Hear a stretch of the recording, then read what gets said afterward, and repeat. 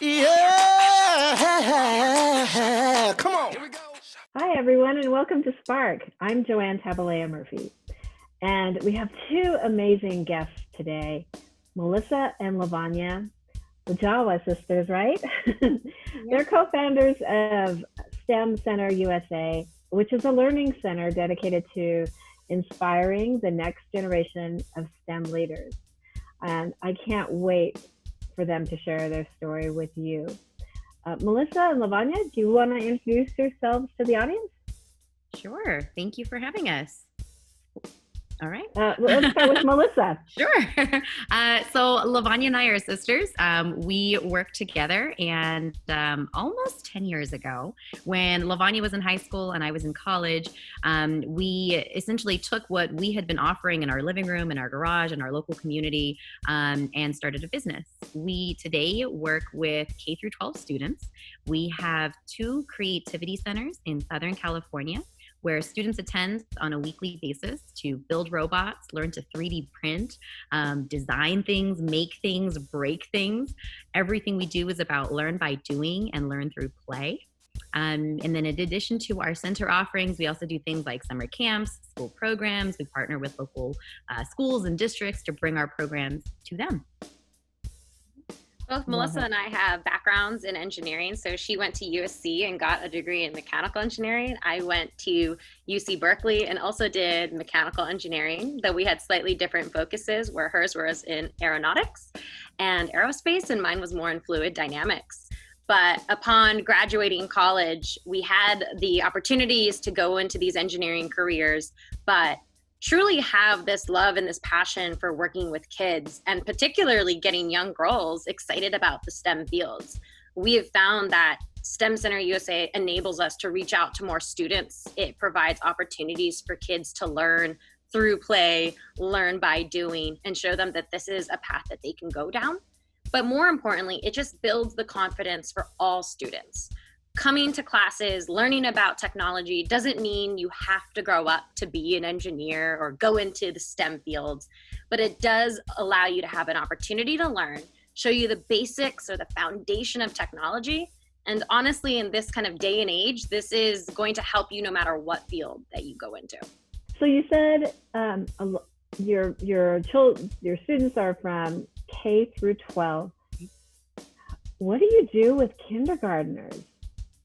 What does that look like? I think what we call our early STEM programs are some of our most popular. So our youngest kids are typically about 4 or 5 years old.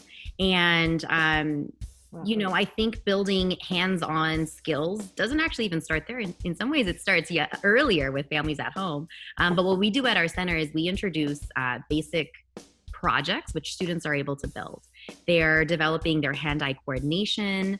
They're going through different sensory experiences. For example, one project that students do more particularly is they build this project called a top spinner, which is this Lego-based device that they can spin a crank and then a top starts to spin. And because you're using a gear ratio, the top spins for children, meaningly for like ever. It's about 30 seconds. But this contraption that they build, they have some building instructions, which means they're having to recognize certain images, put it together. Along the way, they're going to make mistakes. They're 4 or 5 years old. We help and support them throughout the process without stepping in and doing it for them. And then we get to explore, what are gear ratios? Why is this thing spinning so fast? What is this transfer of energy where when I'm doing something over here, something over there starts to happen? And so you're building this vocabulary by physically experiencing the thing that they're doing. And then over the weeks, because they come to us not just for one day, but on a weekly basis, they see these same concepts, but through other projects. And then just like with anything, repetition helps. But it's exciting because they do a different project each time. As they start to grow, there's other things that involve LEDs and circuits and lights. That's not in first, second grade. That's still in kindergarten, where again, they're seeing these concepts, but in a playful way. And our chunks of time with them are short.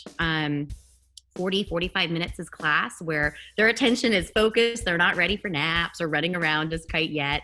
And they're able to get really into their project and stay into that project for that period of time. Do you partner with schools, or how does that translate to the schools that they go to? Or what does that look like? A whole combination. We absolutely partner with the local schools, the school districts, city organizations, and local colleges as well. So when we talk about doing K-12, we have an immediate reach for the students that come into our creativity centers, but we also reach more students by doing these partnerships. And so, for example, we might partner with the local schools to offer in-school programs, after-school programs, special workshops, camps, and so on. So there's a large breadth of what we do, and we found that this is an amazing opportunity to just reach out to more kids. A lot of schools, both public and private, are looking at ways to incorporate more hands-on STEM learning. You hear this buzzword, people all over the country are talking about it, but there's not necessarily a good training system in place, unfortunately, for all of these teachers, or there's also a lack of funding to get this type of technology into all of the local schools and districts. So as a company, we are well placed to do teacher trainings and do professional development for all sorts of grade levels and teachers. In addition to that, hey, if you don't necessarily have the bandwidth to be teaching teachers additional content, we have our whole team that we can send to your school. We can do weekly programs, we can do those special workshops, and we can bring all the materials to you. So that way, as a school or as a principal, you don't have to worry about it. On a larger scale level, we work with local colleges to offer even more expansive programs. So one of our biggest partnerships is with Cal Poly Pomona and the Cal Poly Pomona Foundation, where we work and partner with a migrant education program.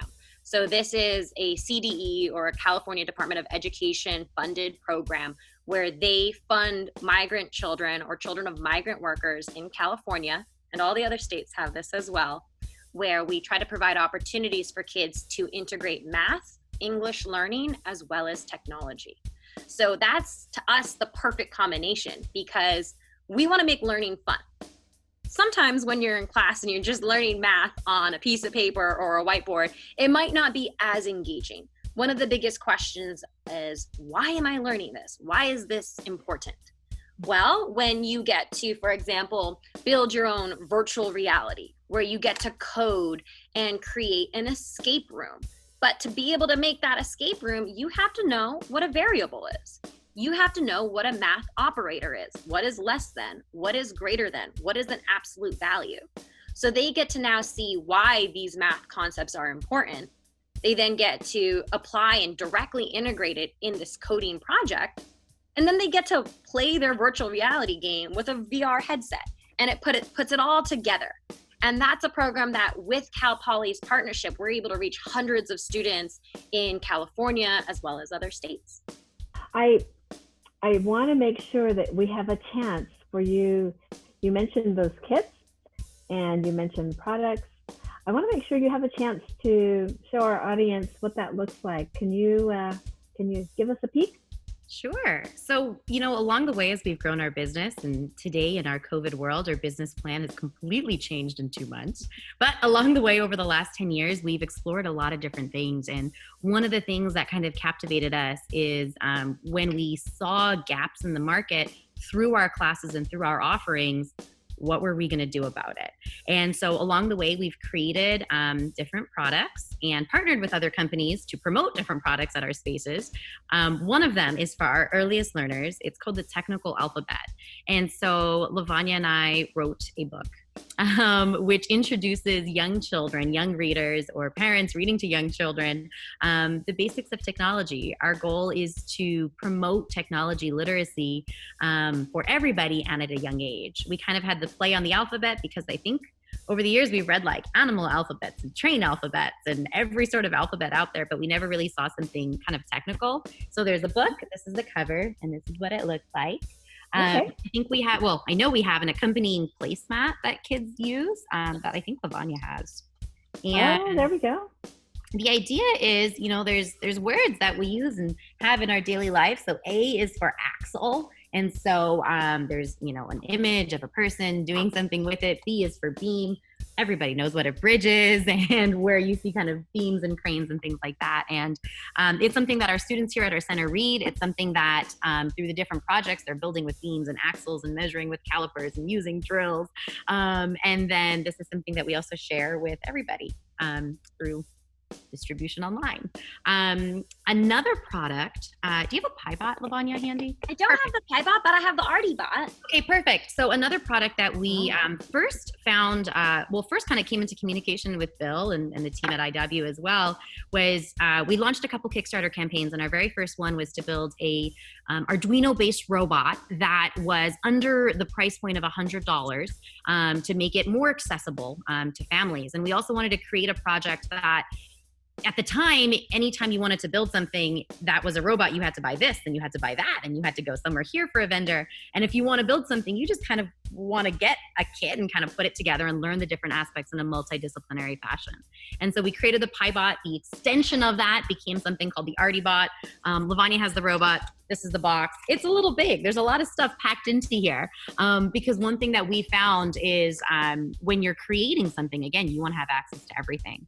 And so this is something that is more for middle schoolers and high schoolers. It's also used by college students as well as hobbyists, parents, grandparents who are just looking for something to do during this COVID time and do with their young children and their family as well.